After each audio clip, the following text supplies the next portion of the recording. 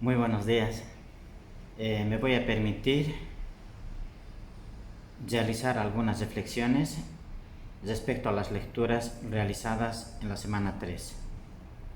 En particular, quiero referirme a la obra Encrucijadas Abiertas, en cuyo contenido pude recabar bastante información, particularmente en la parte 2, que hace referencia al pensamiento crítico de la Ayala. Pero en el punto específico, el capítulo 14 hace una rememoración de los hechos sucedidos en Guatemala en los años 80 del siglo XX. Estos antecedentes de pronto revivió mi memoria de las dictaduras militares que ha sucedido en Bolivia.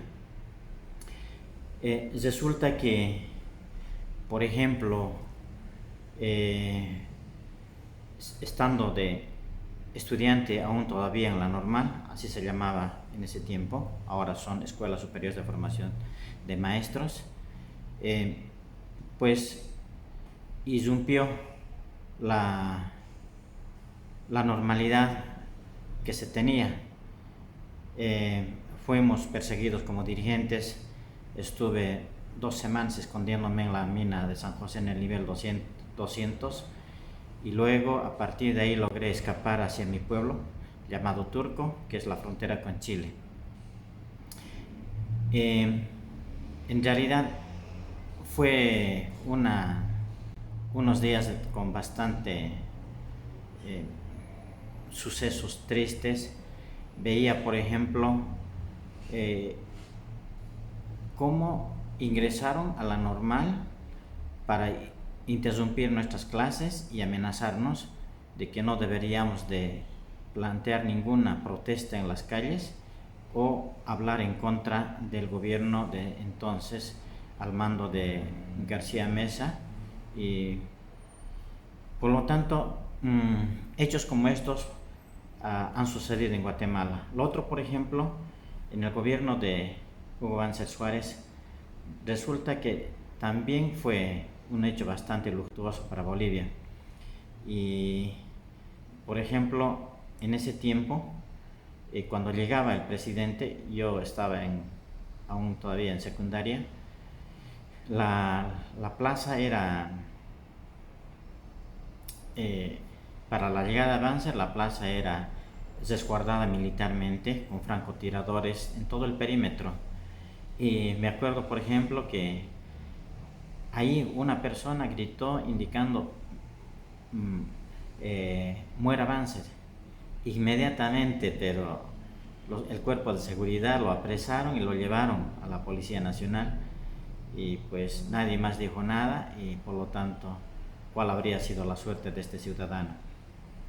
De la misma manera, por ejemplo, hice memoria y estando en educación básica, teníamos un director que demostraba mucho civismo, patriotismo. En ese entonces así yo lo catalogaba. Seguramente por la radio se enteró de que Barrientos había muerto.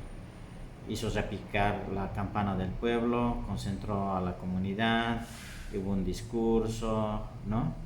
Y bueno, pues coincidía con lo que hoy se da a conocer como que René Barrientos Ortuño era el general del pueblo. Pero leyendo ahora, escudriñando a fondo lo que implica estas lecturas, realmente hoy se devela mucho. Por ejemplo, pues no entendía en ese tiempo de infancia y de mi adolescencia lo que era la izquierda y la derecha, sino estando ya en la normal, ¿no? Y en la universidad. Por lo tanto, eran una lucha de poder, de ideologías, en el fondo de los intereses económicos de las transnacionales, ¿no? Leyendo más tarde, por ejemplo, en la época de Patiño, ¿no? y Jochi Laramayo, ellos cambiaban presidentes por doquier y a la hora que quería. Entonces, estas lecturas que nos emiten a poder reflexionar y aprender mucho de ellas, realmente pues es valorable. Y Ampara, por ejemplo, cómo centra su atención en todo lo que es lo nuestro, ¿no? La sabiduría de los pueblos. Pero cómo tenemos tanta riqueza cultural, tanta sabiduría que no fueron válidas para las décadas anteriores, ¿no? En la obra, por ejemplo, de crítica de la razón neocolonial, pues resulta que tenemos aprendizajes interesantes que nos plantea a partir de cómo entender y comprender lo colonial, lo neocolonial, y nuestra perspectiva es avanzar hacia la descolonización.